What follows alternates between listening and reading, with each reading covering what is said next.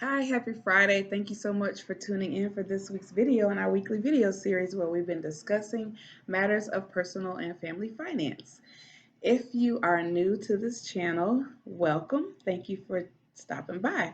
If it sounds like something you want to know more about, hit the subscribe button and click the notification bell so you'll be notified whenever I do upload a new video.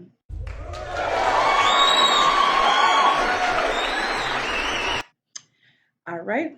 Um, I hope you all enjoyed last week's video, the interview with Dr. Latoya Wiggins um, out of Maryland, where I talked about how you can get your insurance company to pay you and to reward you for making healthy choices. If you have not checked that out, I'm going to link it here and you can go watch that video after you watch this week's video.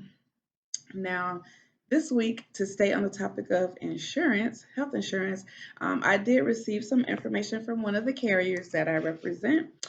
And if you're new here, I'm a licensed broker and I represent multiple carriers.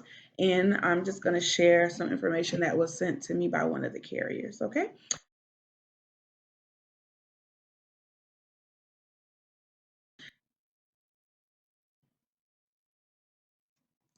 Myth number one.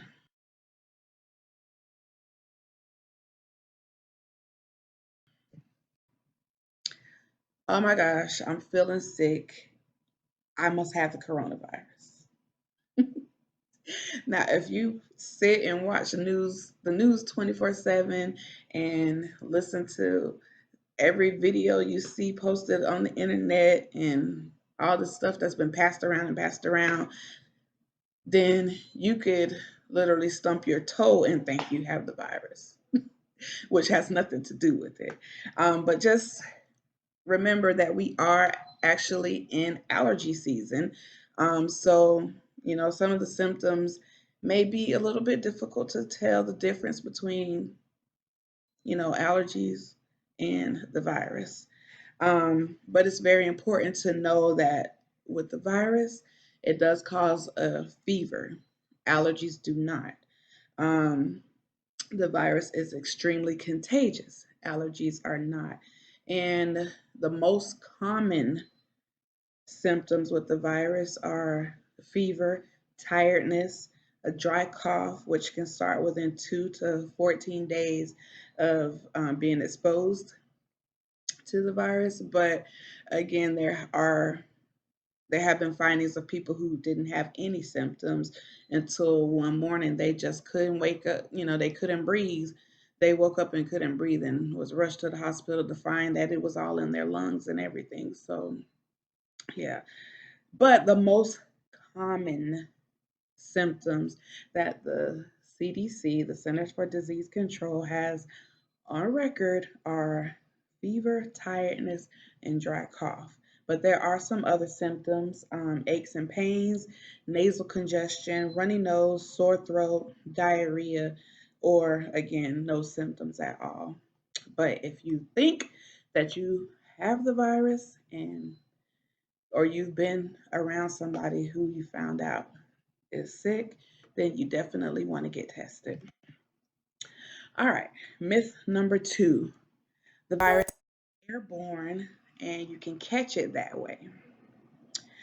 Well, we do know that this virus can spread rapidly between people. That was the whole reasoning behind the staying 6 feet away from each other. But it's believed to be contracted through the droplets.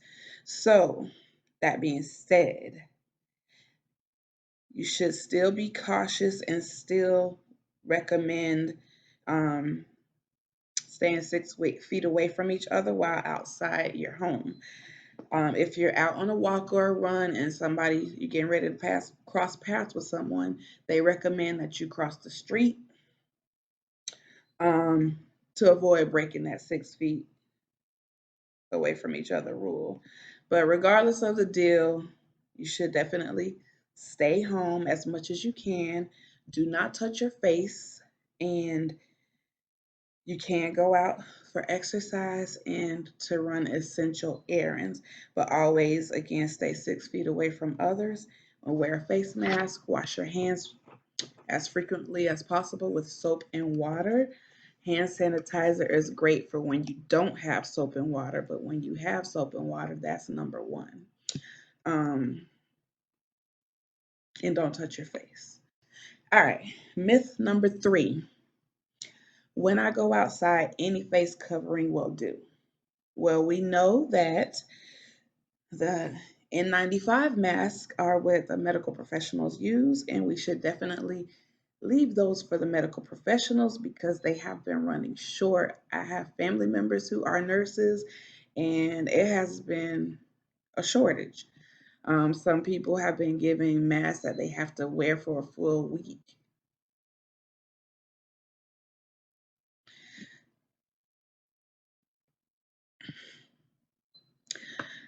We'll leave those for the medical professionals because they need them. You can stay home or wear another face mask, such as a disposable one or one that's made from a homemade one from cloth. That's better than wearing nothing to help decrease the spread of this virus. Um, but when you're wearing it out, you need to make sure that you're wearing it properly. They recommend that your face mask comes all the way up to the bridge of your nose and all the way around your chin. People like me with cheeks, that might be a little difficult. When I worked for a hospital, I actually couldn't wear the N95 mask because it wouldn't fit on my cheeks. I had to have a different mask.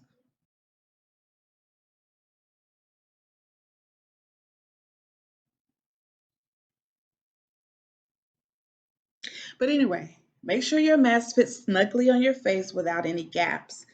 That is how you're protected from breathing in somebody else's droplets. Myth number four: my kids and my pets are immune to the virus. Um, on the evidence that is received so far, children have a much lower risk, but children have contracted the virus, so that is a myth. Children can get the virus. As far as your pets, I think even before the virus that it is a great idea to wash your hands with soap and water after playing with and touching your pets anyway. So you should continue to do that. And the CDC, um, their protocol for isolation after you've been sick or exposed is to remain isolated from children and pets for 14 days. Myth number five: I've heard about preventative virus treatments, prescriptions, supplements, and even test kits that I can order online.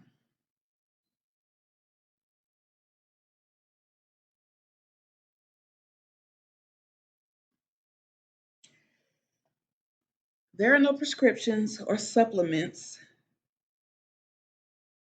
and there is no vaccine.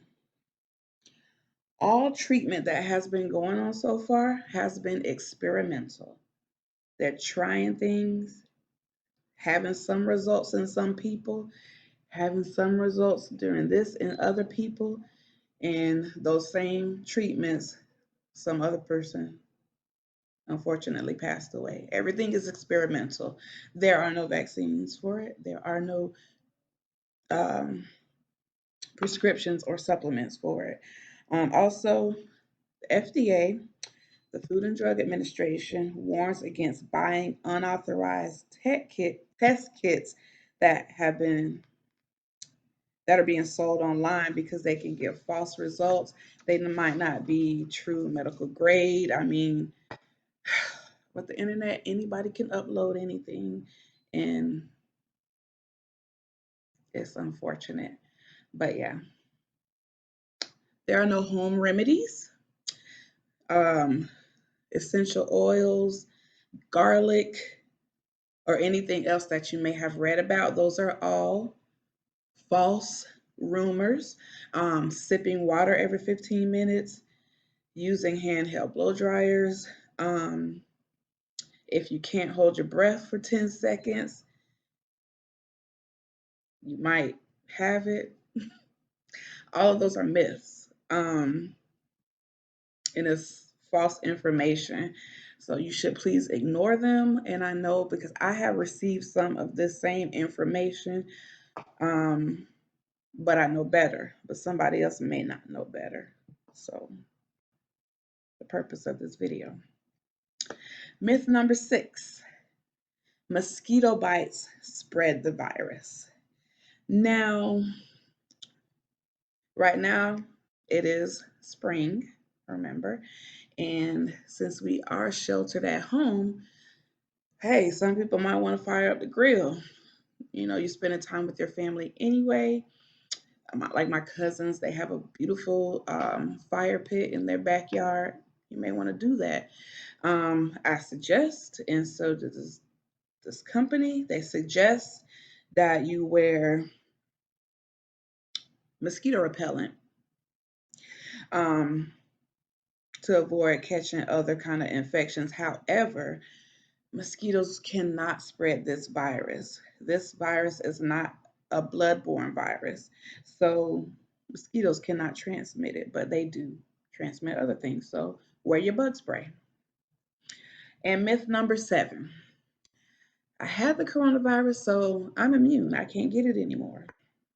Now, that is a myth and it continues to be getting spread around, but um, that's not necessarily true. They really don't know at this point if that is true because, like I said, everything is experimental right now.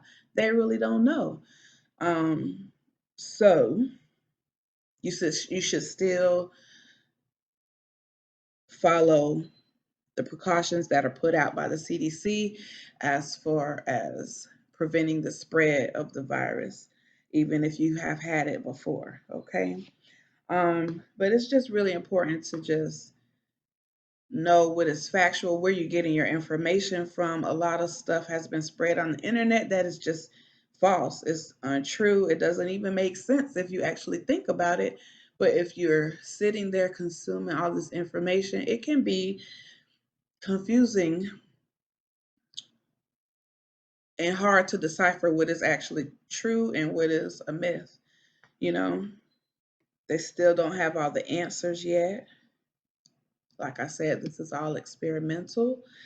Um, but what we don't want to continue to spread is the virus itself, and we don't want to continue to spread myths about the virus.